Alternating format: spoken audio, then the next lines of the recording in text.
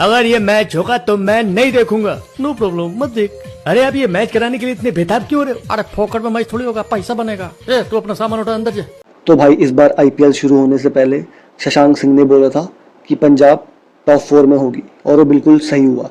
और वहीं जितेश शर्मा ने भी बोला था कि आरसीबी फाइनल जीतेगी। उनकी वो प्रिडिक्शन भी एकदम सही हुई। तो इस बार एक भिखारी भी देखा देखी पे उतर आया है, बांग्लादेश का कैप्टन नजमुल हसन संतो। वो कहता है कि हमने पाकिस्तान को सीरीज हराई, अब अगली बारी इंडिया की है और हम एशिया कप भी जीतेंगे।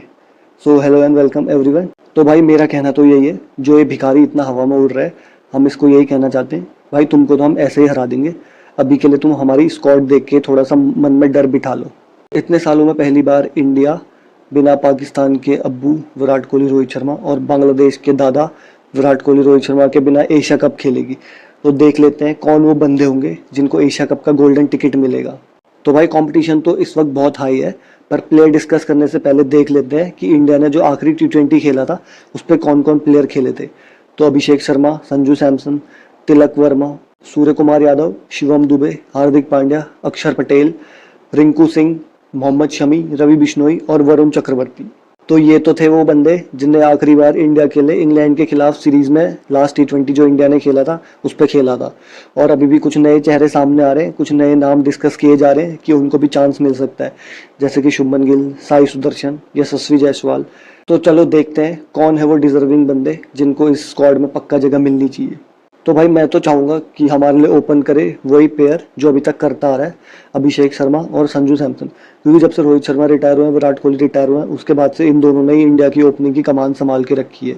और मुझे लगता है जब आपने इतने लंबे टाइम तक इस कॉम्बिनेशन को ट्राई किया है तो आप एक बड़े टूर्नामेंट में आने से पहले ऐसा नहीं करना चाहोगे कि उस कॉम्बिनेशन को खराब करना चाहोगे, किसी नए बंदे को लाके वहाँ पे सेटल करना चाहोगे।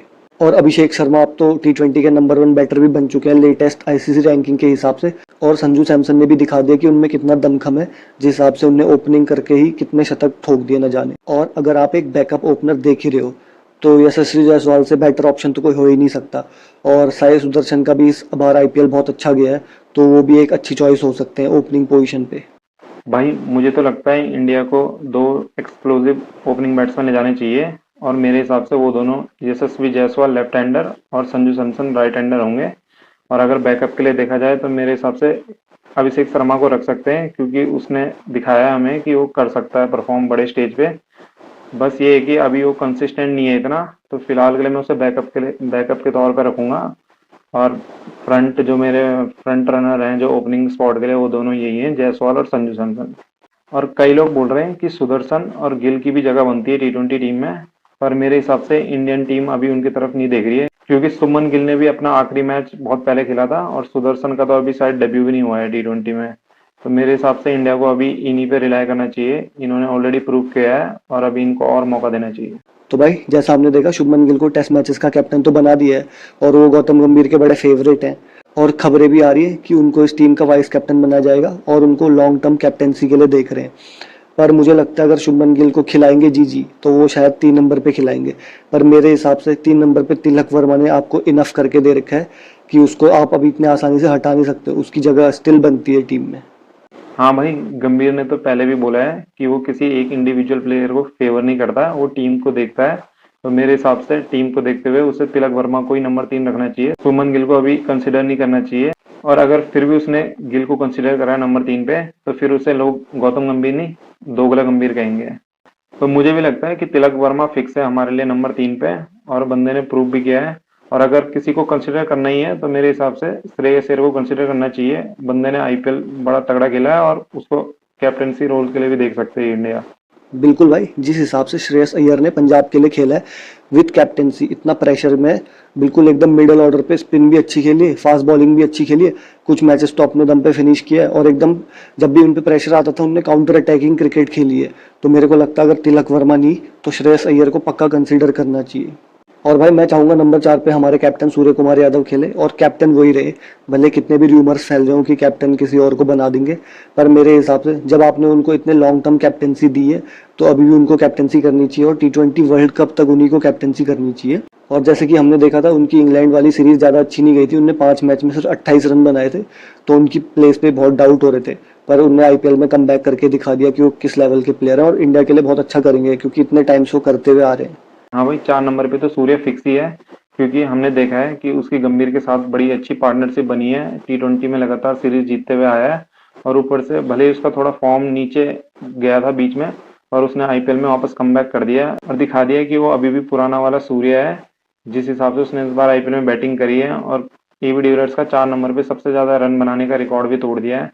तो मेरे हिसाब से उसी को देखना चाहिए, और इंडिया किसी और को कैप्टन कंसीडर भी नहीं कर सकती एक बड़े टूर्नामेंट से पहले, तो सूर्य फिक्स है। भाई मैं चाहता हूँ गौतम गंभीर 5वें नंबर के लिए रिंकू सिंह को बैक करे। भले हमें देखा गया है जब से उनकी शादी हुई है या जब से वो एजुकेशन मिनिस्टर बने यूपी में, तब से उनका फॉर्म थोड़ा नीचे गिरा हुआ है, पर still he is a big player, big match player. मुझे लगता है उनको बैक करना चाहिए और 5 नंबर पे उन्हीं को खिलाना चाहिए अगले T20 वर्ल्ड कप तक कम से कम। और छठे पे तो इंडिया के जैक कैलिस, हार्दिक पांड्या हमेशा की तरह फिक्स हैं, और उनको कोई हटा भी नहीं सकता है, क्योंकि वो बड़े मैच के प्लेयर हैं और क्लच प्लेयर हैं। हमने देखा है विराट कोहली के अलावा अगर किसी प्लेयर ने बड़े मोमेंट्स में क्लच किया इंडिया के लिए तो वो हार्दिक पांड्या ही है, और वो बस बैटिंग नहीं बॉलिंग में भी वही परफॉर्मेंस देते हैं। और हमने देखा है हार्दिक पांड्या वैसे भी 2 ही फॉर्मेट खेलता है, तो हम उसको T20 से तो बाहर रख भी नहीं सकते। और भाई मिडिल ऑर्डर का एक और प्लेयर है जिसको इंडिया ने डेब्यू कराया था, जिससे बहुत उम्मीद थी कि वो बहुत आगे जाएगा, और इस बार उसके साथ आईपीएल में कुछ ऐसा हुआ कि पूरा वर्ल्ड सरप्राइज हो गया वो देख के। और हमने देखा है कि फैंस स्टेडियम में जाली कूद के आते हैं धोनी, कोहली और रोहित के लिए, और आके उनके पाँव छू लेते हैं। तो इस बार रियान पराग के साथ भी सेम वही चीज़ हुई, और बीसीसीआई ने तब से डिसाइड कर लिया कि ये बहुत बड़ा प्लेयर है, ये हमारे जैसे छोटे मोटे टीम के लिए खेलने वाला प्लेयर नहीं है, इसलिए अलग लीग का प्लेयर है, तो हम इसको सेलेक्ट ही नहीं करेंगे। पर मेरे हिसाब से भले भाई में थोड़ा एटीट्यूड ज़्यादा है, पर स्टिल वो खेल सकते हैं इंडिया के लिए मिडिल ऑर्डर में अच्छा, और पार्ट टाइम ऑफ स्पिन भी डाल देते हैं अच्छी खासी। और अगर इंडिया संजू सैमसन को ऐसा विकेट कीपर नहीं देख रही है इस टूर्नामेंट के लिए, तो मेरे हिसाब से जो 3 और ऑप्शन अवेलेबल हैं वो है ऋषभ पंत अगर वो फुल्ली फिट है, ध्रुव जुरैल और आरसीबी के इस साल के सबसे बड़े मैच विनर जितेश शर्मा। और हमने देखा है ऋषभ पंत भले ही T20 में अभी तक इंडिया के लिए कुछ ज्यादा खास नहीं किया है, पर पिछले T20 वर्ल्ड कप में उन्होंने इंडिया को कुछ बड़े मैचेस में परफॉर्मेंस दी थी, तो मेरे हिसाब से इंडिया उनको कंसिडर कर सकती है। और नहीं तो फिर ध्रुव जुरैल और जितेश शर्मा तो है ही। और कहीं ना कहीं मुझे लगता है कि इंडिया इन तीनों विकेट कीपर में से सबसे ज्यादा प्रायोरिटी ऋषभ पंत को देगी, क्योंकि हमने देखा है पहले भी भले ही उनकी परफॉर्मेंस ज्यादा नहीं हो T20 में, फिर भी ऋषभ पंत को हमेशा इंडिया ने प्रायोरिटाइज किया है। तो इस बार देखते हैं ऋषभ पंत होते हैं या जितेश शर्मा या ध्रुव जुरैल। और हार्दिक पांड्या के साथ साथ मुझे लगता है इनको और ऑलराउंडर्स देखने चाहिए उनके पास, क्योंकि बहुत ज़्यादा ऑप्शंस हैं, जैसे कि अक्षर पटेल हो गए, शिवम दुबे हो गए, वॉशिंगटन सुंदर हो गए, नीतीश कुमार रेड्डी को भी इनने बीच में खिलाया था, तो उसको भी शायद ये ले जा सकते हैं। और रमनदीप को भी इनने बीच में ट्राई किया था, 2-4 सीरीज खिलाई थी, तो शायद उनका भी चांस बन सकता है एशिया कप में जाने का। भाई अक्षर पटेल और वॉशिंगटन सुंदर तो अपने ऑलराउंड परफॉर्मेंस और खास करके बैटिंग के बदौलत ही टीम में हो जाएंगे सेलेक्ट।